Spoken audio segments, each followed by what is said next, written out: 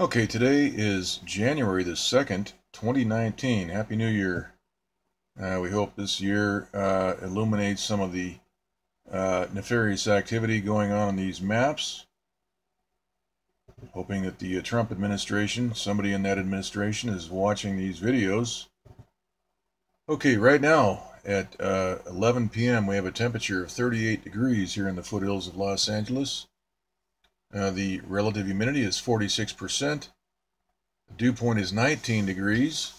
And the current barometric pressure is 30 inches exactly. All right, so today we had clear skies everywhere.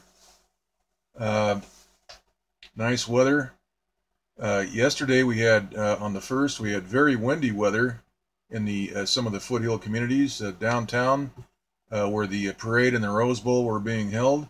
It was calm. And if you watch the games, or the game, the Rose Bowl game, or the Rose Parade, you saw the palm trees. They were not, there was not much wind down in the Pasadena area, which is rather strange. Light breezes, but nothing like up in the foothills. And that was because we had a low moving. This guy right here was a little bit closer, right over here, and high pressure was installed. Let's take a look at the 24-hour SSEC map. This is the Watervapor map, and we can see what happens over the 24-hour cycle here on the West Coast. Just to kick this thing off properly, let's go to one of these other maps. We have some maps here that are stuck on January the 1st, right down here, yesterday. And this is all that's happening on the western U.S. Watervapor map. But you notice that on the 1st and on the 31st, we had a pattern here which dived right down through California and then was winding into this low. This is a low pressure which has now moved over slightly to the east. But looking at the January 1st map, we see that we also had an opportunity for rain all day on the 31st and the 1st, but that was eliminated by this transmitter installing high pressure adjacent to this low. All right, so if we go back and take a look here at the Watervapor map on the western U.S. Watervapor loop, we see what's happening here. So we've got a low spinning, and we see high pressure installed right here, right on top of the jet stream, which was diving down and wrapping into that vortex. So the rain once again was stopped in California. So we had no rain as a result of this manipulation. This is high pressure being installed directly on top of the jet stream. And there is not a meteorologist in the world worth their salt that will defend or can explain this phenomena right here. This is man-made. This is a satellite transmitter causing this manipulation right adjacent to a vortex. In fact, right here we see high pressure installed right on top of that vortex. So let's go back to the SSEC map, and we can see the loop advance for the 24-hour period. And there goes that low. You can see it spinning right here, right there. We have jet stream flow down here, and we have jet stream flow right up here. It's all being diverted, but we can see the transmitter right here, which is installed high pressure right over California. Look at that. That is just really amazing. Right here. And so that cut off and evaporated the moisture flow moving down through California on the 31st and the 1st. So if we go back and look at these maps for this is January 1st once again, we see that event just beginning to unfold. We see the high pressure being installed right on top of the jet stream. So none of this is being taught in weather school, because this is all activity that the public is not supposed to know about. The public, the general public, is instead treated to cartoon maps and basically fake weather. We're not getting any kind of real news out of the mainstream media, not even the weather, because they will not even show us these maps, these satellite maps. Let's go to the big map here for the Northeast Pacific. This is the only loop that is working. We see the January 3rd timestamp down here.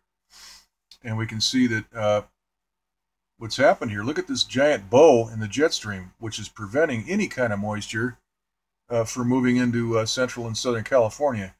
So looking at this water vapor map, how can anybody in the weather business, in the, that's a PhD in meteorology, look at this and be able to explain what's happened right here? Right, this is jet stream flow. We've got that moving through Canada now. Let's look at the jet stream map. And right here, you see the jet stream has been rerouted. On the 31st and 1st, it was winding right down here and into this low. That's all been changed by that high pressure that's been installed. Instead, we've got a flow pattern moving into Canada. Okay. All right, so let's go back to the big map here. We can see that we've got a 989 millibar storm right here with a transmitter, satellite transmitter, manipulating the vortex. We can see a straight edge.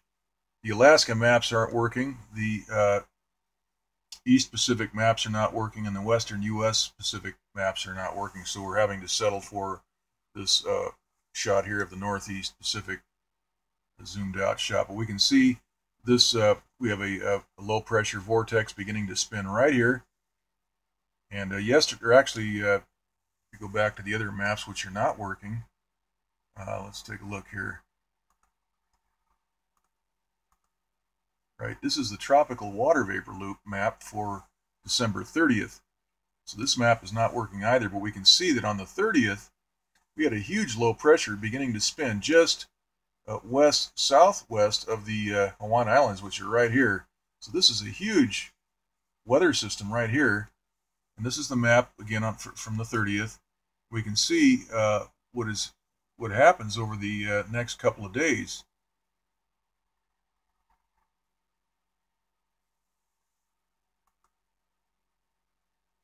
Let's go back to the big map and see what's happened. So that giant vortex has moved east.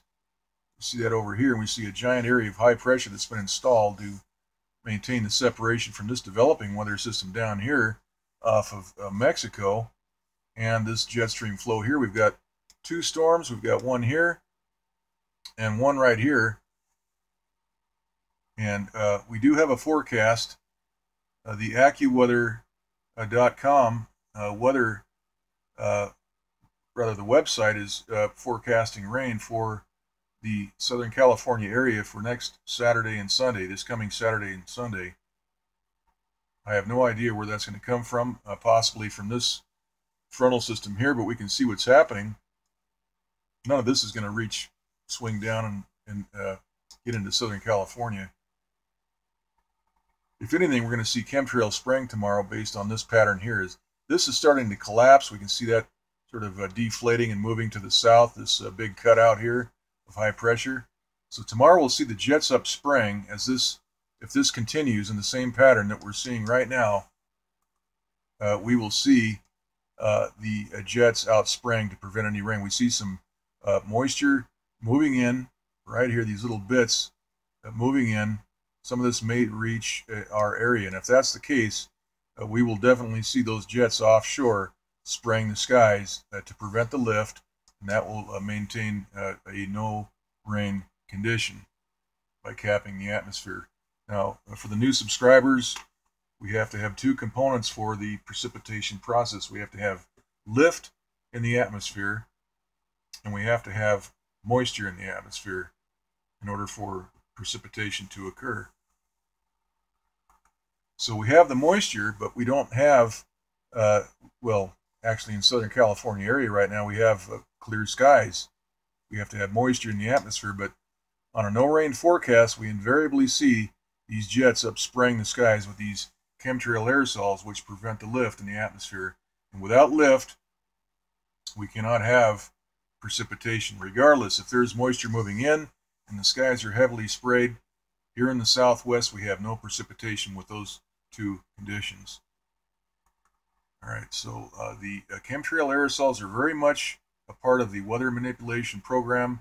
They have nothing at all, zero to do with managing sunlight or anything else. That is a straw man argument. It's false and it's misleading. And furthermore, the timing of the aerosol spraying proves that the mission, the intent of these chemtrail aerosols is to modify precipitation amounts. You could call it precipitation management if you want. But that, again, the timing of the spraying is everything. Timing is everything. All right, let's look at some of these other maps. Again, these don't work. They're showing January 1st. Those maps are showing December 30th. So we're just going to have to stick with these maps right here. Again, this is a 989 millibar storm. Let's go ahead and look at the surface analysis map. We can see that storm right here, 989 millibar, just north of the 40-degree north latitude, right along here. And this is going to be moving to the north, or rather the east-northeast. Right behind that is another low moving due east. Right here, this is also a storm, 1002 millibar. This is much further out in the central Pacific. And then behind that, we have another low.